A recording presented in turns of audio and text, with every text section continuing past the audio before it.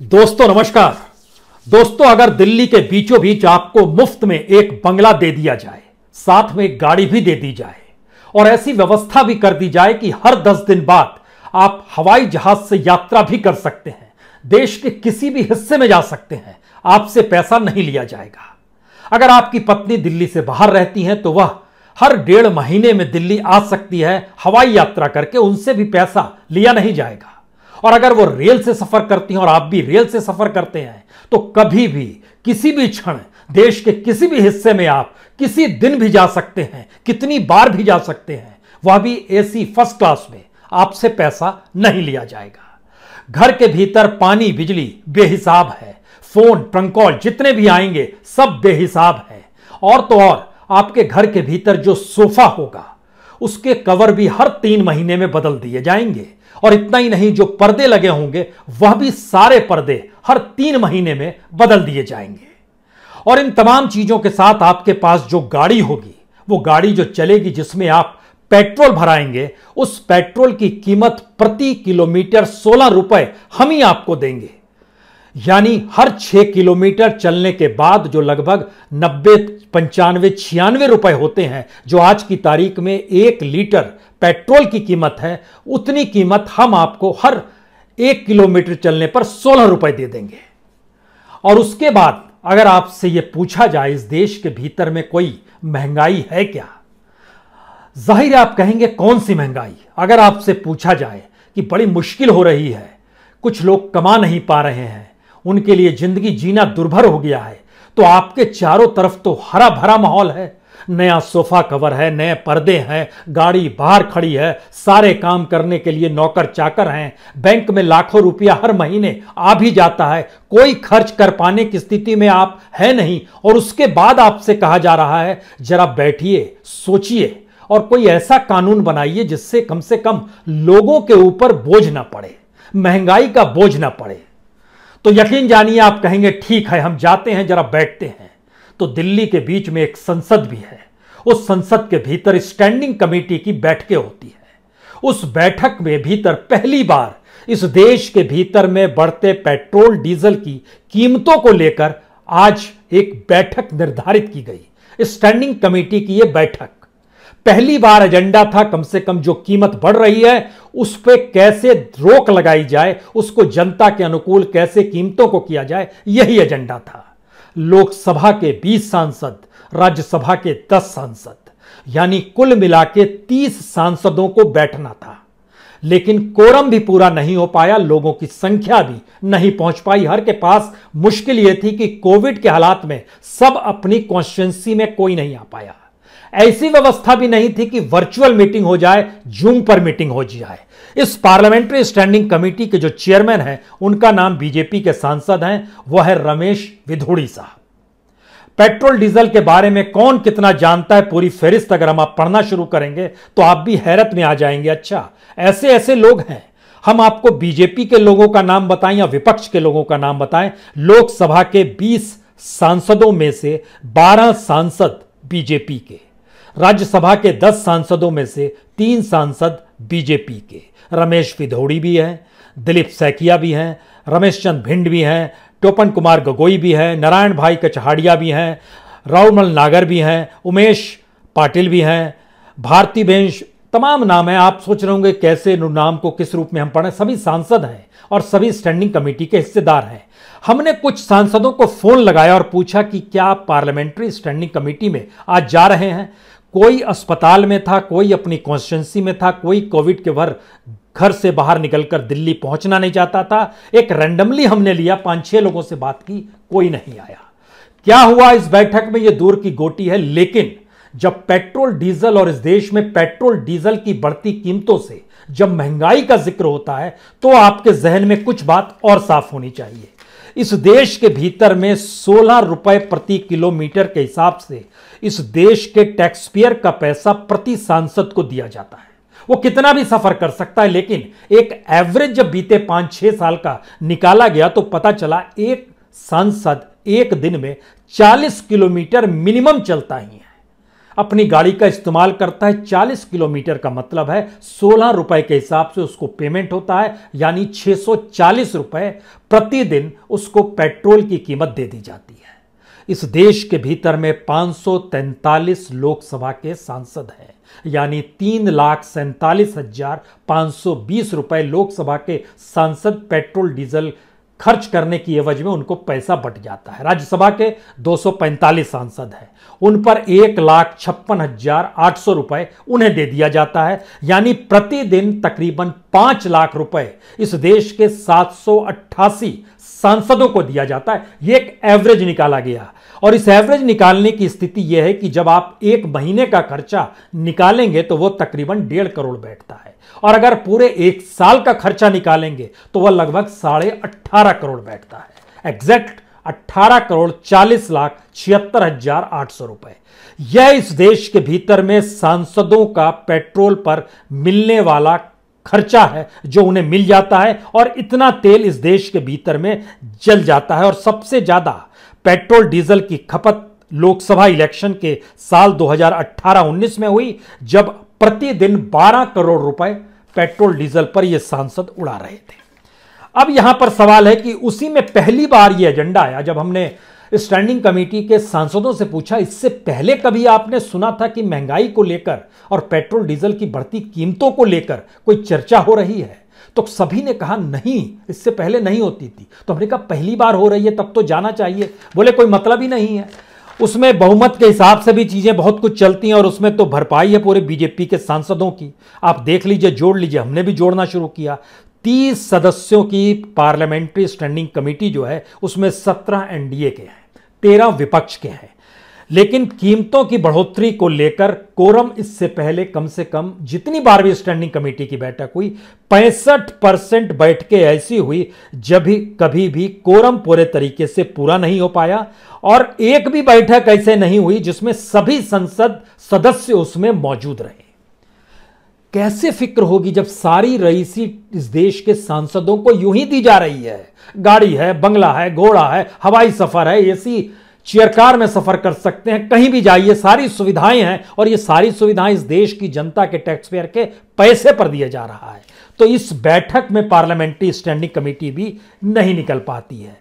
यहीं से दूसरा बड़ा सवाल हुआ, इतनी ज्यादा कीमत इस देश के भीतर में जब पेट्रोल डीजल की हो गई है तो हमने उसका भी एवरेज निकाला। जरा समझने की कोशिश कीजिए, किसी भी देश में कोई पॉलिसी बनती है या कोई नई आविष्कार चीजें होती है वो जनता के लिए की जाती है, लेकिन शायद मोदी सरकार अपने आप में शानदार सरकार है जो सारे नए प्रयोग जिसका भी लाभ जनता को मिलना चाहिए वो जनता को नहीं मिलके वो लाभ उसको ही मिल जाता है। आप कहेंगे ये कैसा है? ये खेल दरअसल इथेनॉल का है।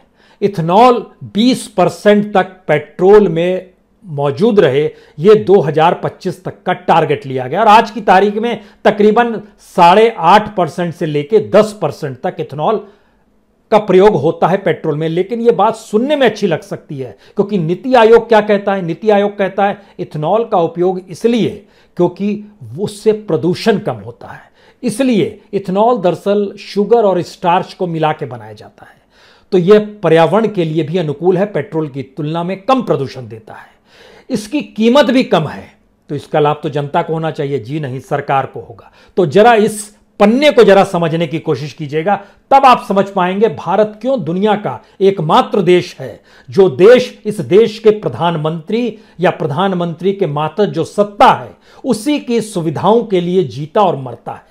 इस देश में जनता का तेल निकाल लिया जाता है, और उस तेल पर भी कैसे रईसी होती है यह भी आप समझ लीजिए।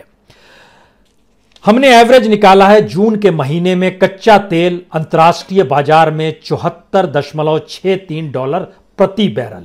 इसका मतलब होता है लगभग 159 लीटर की कीमत $74 प्रति बैरल है। उस डॉलर को अगर आज की तारीख में आप रुपए में कन्वर्ट कीजिएगा तो $73.28 $1 की कीमत है। इस लिहाज से प्रति बैरल डॉलर को रुपए में कन्वर्ट करने के बाद 5,468 रुपए में 159 लीटर कच्चा तेल आपको अंतर्राष्ट्रीय बाजार में मिलता है। दिमाग में बैठा लीजिए, 5,468 रुपए में 159 लीटर तेल, यानी 1 लीटर की तेल की कीमत हुई 34 रुपए 39 पैसे प्रति लीटर। आपको कितना मिलता है यह बात की बात है, इसमें कुछ पैसा तो जोड़ना होगा क्योंकि यह कच्चा तेल है। कच्चे तेल की कीमत 34 रुपए 39 पैसे। इसमें जो रिफाइनिंग प्रोसेस किया जाता है, रिफाइनरी मार्जिन जो लिया जाता है, जो ओएमसी मार्जिन होता है, जो ढोने का काम किया जाता है, उसका खर्च आता है, कुछ फाइल मेंटेन, कुछ कंप्यूटर मेंटेन। इसमें प्रति लीटर खर्च पेट्रोल के लिए 3 रुपए 60 पैसे, डीजल के लिए 6 रुपए 10 पैसे खर्च होते हैं। इसके बाद जो पेट्रोल पंप डीलर को जो कमीशन दिया जाता है वो पेट्रोल के लिए दिया जाता है 3 रुपए 79 पैसे और डीजल के लिए दिया जाता है 2 रुपए 59 पैसे। यानी ये तो खर्चा हो गए, इस खर्चे को लेकर कोई आपत्ति नहीं होनी चाहिए। यानी पेट्रोल की कीमत प्रति लीटर हो गई 41 रुपए 78 पैसे और डीजल की कीमत हो गई 43 रुपए 8 पैसे। कोई दिक्कत नहीं। अब यहां से खेल शुरू होता है। सेंट्रल गवर्नमेंट एक्साइज लगाती है और रोड सेस भी लेती है। एक्साइज लगाने के बाद जो 32 रुपए 90 पैसे एक्साइज जो प्रति लीटर सेंट्रल गवर्नमेंट यानी मोदी सत्ता के पास चली जाती है, उससे कीमत पेट्रोल की हो जाती है 74 रुपए 68 पैसे। डीजल में यह 43 रुपए 8 पैसे एक्साइज ड्यूटी लगती है और इसके बाद इसकी कीमत हो जाती है 43 रुपए 8 पैसे कीमत के बाद 31 रुपए 80 पैसे एक्साइज ड्यूटी लगी और कीमत हो गई 74 रुपए 88 पैसे। तो पेट्रोल है एक्साइज ड्यूटी लगने के बाद 74 रुपए 68 पैसे, डीजल है 74 रुपए 88 पैसे। इस कीमत पर वैट लगाया जाता है जो स्टेट गवर्नमेंट कमाती है।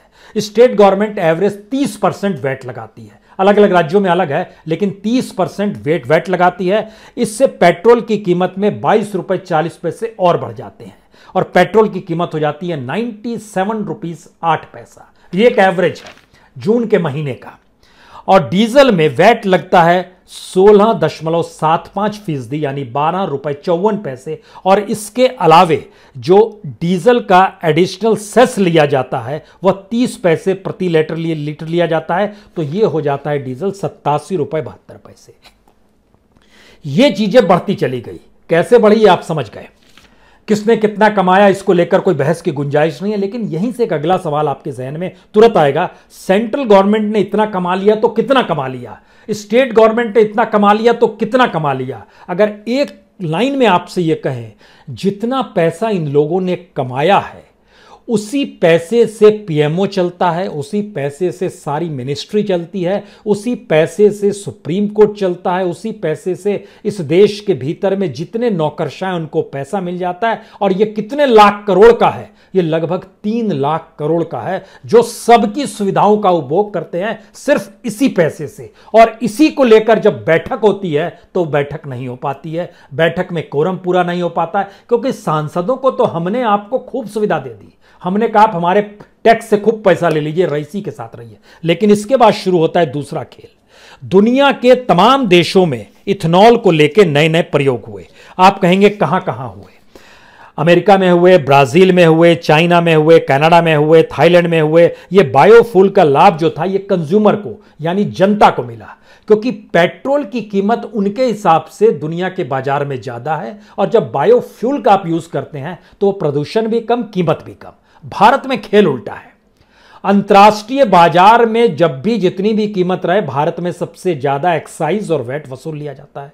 उसके बाद बायोफ्यूल का नंबर आया। तो इथेनॉल बनाने में तमाम सरकार की सुविधा देने के बाद, किसान को लाभ मिलने के बाद, जो नेचुरल फ्यूल है शुगर और स्टार्च से बनता है, इथेनॉल की कीमत 60 रुपए प्रति लीटर होती है। पेट्रोल की कीमत 97 रुपीज, डीजल की कीमत 87 रुपीज, इथेनॉल 60 रुपीज। आपके जहन में तुरंत सवाल आएगा, अरे साहब इथेनॉल मिला रहे हैं तो उसका लाभ तो हमको देना ही पड़ेगा ना आपको, तो अगर इथेनॉल नहीं मिलाते तो इसका मतलब है और कीमत होती। जी नहीं, इस देश के भीतर में पेट्रोल डीजल की कीमत ही आपसे वसूली जाएगी, उसमें इथेनॉल कितना भी मिला दीजिए। और आसानी से समझना है, मान लीजिए आपकी पास एक कार है, उस कार के टैंक में आप 30 लीटर तेल भराते हैं।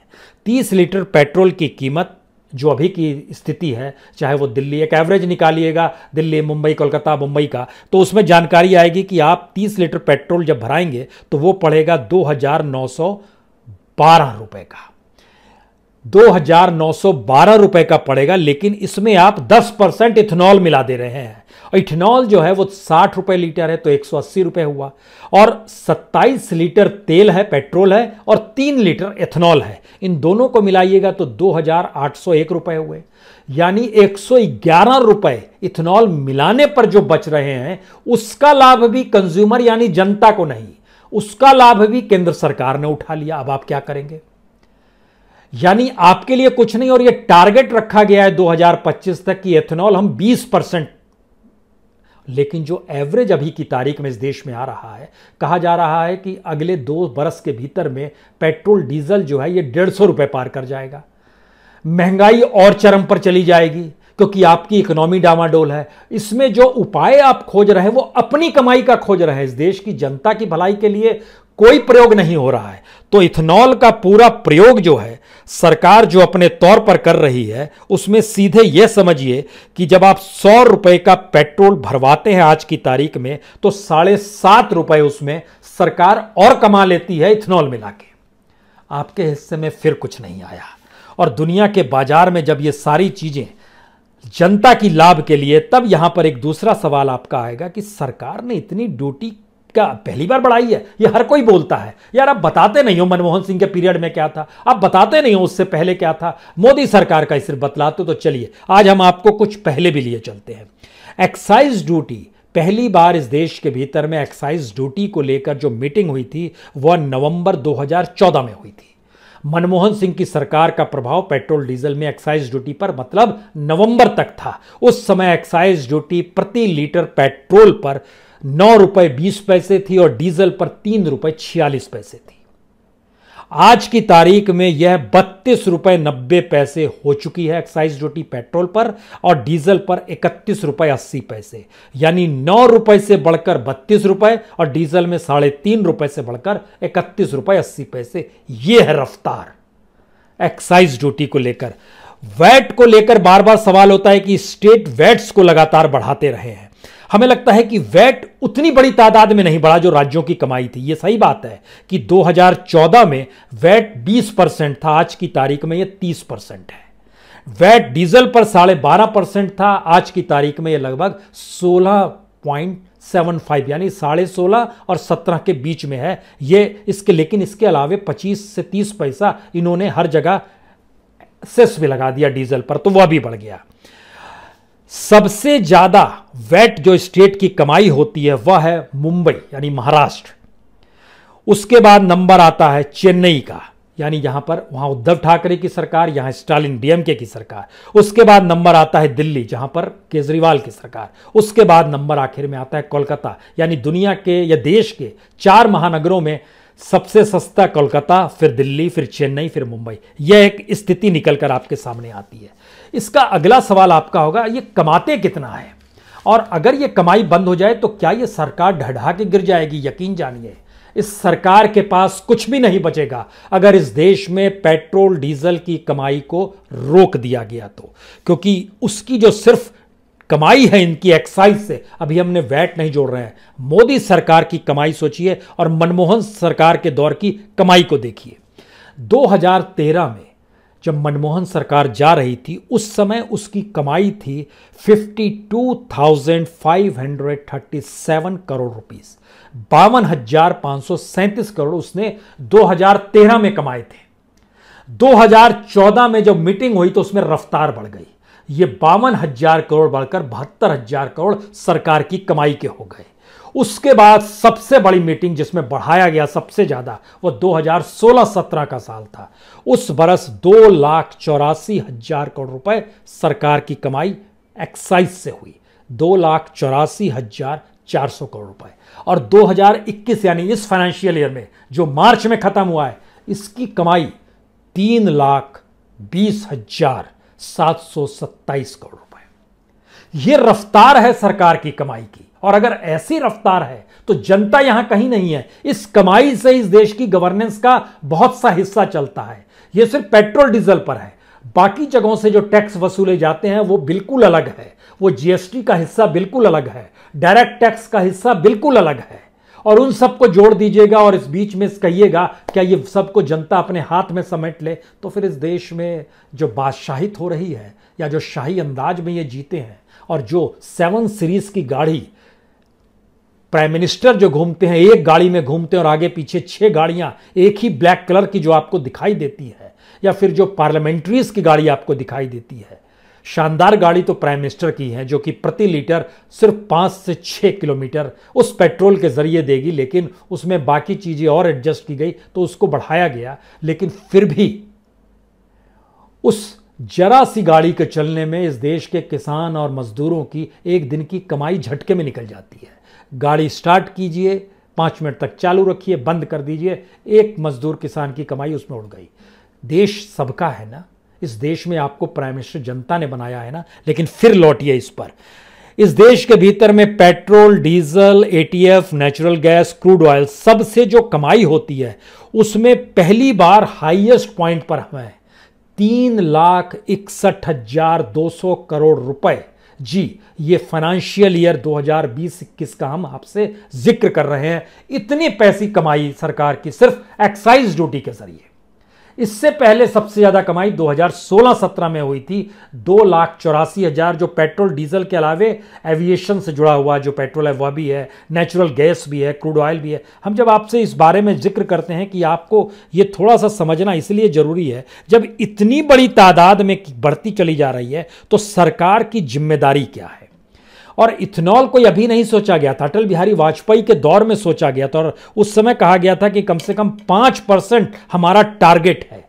और उस समय वाजपेयी सरकार जब जा रही थी तो 2003-4 में इस देश के 9 राज्य और 4 यूनियन टेरिटरीज ऐसे थे जहां पर इथेनॉल लगभग 5% मिलाया जाता था। लेकिन देश में आज का औसत निकालिएगा तो यह औसत 10% एवरेज आ चुका है पूरे देश में। इसकी कमाई भी केंद्र को ही मिलती है। अब इसके बाद सवाल यह है कि इस देश में जो प्लानिंग कमीशन काम करता है वो तमाम शोध करता था, अब तो नीति आयोग हो गया है। तो प्लानिंग कमीशन का काम यह था कि तमाम डाटा करे, तमाम रिसर्च करे, उसके जरिए बताए, योजनाओं को एक प्लानिंग के तौर पर लेकर आए कि जनता के अनुकूल स्थिति कैसे बन सकती है। लेकिन नीति आयोग ने जो नियम कायदे नए बनाने शुरू किए, उसने अपने तौर पर इस बात की जानकारी दी कि सत्ता यानी गवर्नमेंट को कितना लाभ मिल सकता है, उस लाभ में कमी नहीं आनी चाहिए। जिसने उस लाभ में कमी लाई वो इकोनॉमिस्ट गया, जो उस लाभ में कमी लेकर आया वो उस मंत्रालय को संभाला हुआ ब्यूरोक्रेट गया, ट्रांसफर हो गया, उसको कहीं और भेज दिया गया। यानी फाइनेंस मिनिस्ट्री और नीति आयोग के भीतर बैठे हुए लोग सिर्फ सरकार को कितना लाभ होते रहना चाहिए इसी दिशा में पूरा काम करते रहे हैं, यानी हर निर्णय सरकार को लाभ पहुंचाने के लिए। इसीलिए आप ध्यान दीजिए, इस देश के भीतर में किसी भी मंत्रालय से जुड़ा हुआ कोई भी ऐलान हो वो मंत्रालय का मंत्री नहीं करता है, प्राइम मिनिस्टर करते हैं। तो देश पूरा प्राइम मिनिस्टर के लिए जी रहा है और प्राइम मिनिस्टर के अनुकूल स्थितियां बनती रहे इसी को जी रहा है। इसका सबसे बड़ा उदाहरण यह है कि देश के भीतर में जो पीएसयूज हैं उसमें सबसे ज्यादा कमाई यानी डिविडेंड कोई देता है तो वह बीपीसीएल है, भारत पेट्रोलियम। भारत पेट्रोलियम दुनिया के 9 देशों में है, रूस में है, ब्राजील में है, ऑस्ट्रेलिया में है, इंडोनेशिया में है, इजराइल में है, यूएई में है। देश भर के भीतर इसके मुंबई, इसके कोच्चि और बीना में इसके रिफाइनिंग कैपेसिटी इसकी लगभग 35 मिलियन टन की है। देश भर में पेट्रोल पंप लगभग 18-19 हजार है। जो एलपीजी डिस्ट्रीब्यूशन है वो 6,166 है। जो एविएशन फ्यूल स्टेशन हैं वह भी लगभग देश में इतनी बड़ी तादाद में भारत पेट्रोलियम, और इसने डिविडेंड मैक्सिमम इस बरस यानी 21 फाइनेंशियल ईयर में उसने 8,760 करोड़ रुपए दिए हैं। 8,760 करोड़ रुपए डिविडेंड उसने गवर्नमेंट को दिया है। उसी को बेचने की तैयारी हो रही है कि वह वेदांता को बेचा जाए, जिसके लिए अग्रवाल पीछे वही अग्रवाल हैं जो कि सरकार को पॉलिटिकल फंडिंग भी देते रहे हैं, और ये वही हैं जिन्होंने हाल में वीडियोकॉन भी लिया है। तो सब कुछ कैसे एक साइकिल के तहत सिर्फ प्राइम मिनिस्टर की सुविधाओं को देखते हुए पूरे देश को चलाया जाए और गवर्नमेंट को कोई असुविधा ना हो पैसे को लेकर, इस दिशा में यह देश चल रहा है। तो आखिरी बात इसलिए क्योंकि इस देश में एक रिजर्व बैंक नाम की चीज भी है। रिजर्व बैंक की स्थिति यह है कि दुनिया के तमाम, रिजर्व बैंक को सेंट्रल बैंक कहा जाता है, दुनिया के तमाम देशों में जो भी सेंट्रल बैंक होते हैं वह सरप्लस पैसा अपनी गवर्नमेंट को देते हैं। सरप्लस पैसा देते हैं, लेकिन इतना नहीं देते हैं जितना भारत सरकार में बीते दिनों 99,000 करोड़ रुपए दिया गया, आपको याद होगा। उससे पहले भी दिया गया और बीते 5-6 वर्ष के भीतर में लगभग 5.5 लाख करोड़ आरबीआई दे चुका है। आरबीआई मतलब सेंट्रल बैंक सरकार को दे चुका है। आपको जानकर हैरत होगी कि दुनिया के तमाम देशों में सिर्फ एक टर्की ही है जिसकी जीडीपी के दायरे में 0.50% वहां का सेंट्रल बैंक सरप्लस अमाउंट वहां की सरकार को देता है। दूसरे नंबर पर भारत है, 0.44% जीडीपी का उसने सरप्लस अमाउंट सरकार को दिया है। और अगर एवरेज निकालिएगा इन 5-6 सालों का, इतना जो 5.5 लाख करोड़ जो हमने जिक्र किया है, तो आपको जानकर हैरत होगी भारत टॉप पर आ जाएगा, जो सरकार पैसा सेंट्रल बैंक से भी ले रही है। यह स्थिति है इस देश के भीतर में। तो सोफे का कवर हर 3 महीने में बदल रहा है, पर्दा हर 3 महीने में बदल रहा है, बिजली बिल देने की आपको कोई जरूरत नहीं है, गाड़ी आपके दरवाजे पर खड़ी हुई है, घर का किराया आप देंगे नहीं, गार्डनिंग को संवारने के लिए माली हर दिन आता है, घर की साफ सफाई के लिए नौकर चाकर हर दिन आते हैं, सफाई करते हैं, पार्किंग स्पेस भी दुनिया भर का आपके सामने है, सुबह टहलने के लिए शानदार पार्क है, क्योंकि आपको फ्री ऑफ कॉस्ट एक बंगला दे दिया गया है और उस बंगले से निकलकर आपको पार्लियामेंट में जाकर ये बताना है कि हम जनता के लिए काम करते हैं और जनता के ऊपर जो महंगाई का बोझ है उसके लिए जो स्टैंडिंग कमेटी बनाई जाती है, जो तय करे, बताए, समझे, बूझे, उसके पास भी फुर्सत नहीं, क्योंकि उसके ऊपर चश्मा हमने और आपने ही इतनी सुविधाओं का दे दिया है और संसद के भीतर ताल ठोकते हुए, ताली बजाते हुए अपने पेमेंट को बढ़ाते ये लोग चले जाते हैं और हम आप सिर्फ देखते रह जाते हैं। यह स्थिति इस देश के भीतर के सांसदों की है, सरकार की है। तो इनके जब कोई सरोकार ही आपसे नहीं है, यानी इन आपका दर्द इन तक पहुंचता ही नहीं है, तो फिर काहे की महंगाई और काहे की पेट्रोल डीजल की कीमत, किस बात का शोक मना रहे हैं? लोकतंत्र जब आपने सांसदों और सरकार की अंटी में बांध दिया है और उस अंटी से खोल खोल कर सुविधाओं का उपभोग जब वो कर रहे हैं, तो फिर हम और आप कौन सी चीज है? बहुत बहुत शुक्रिया, बहुत बहुत शुक्रिया।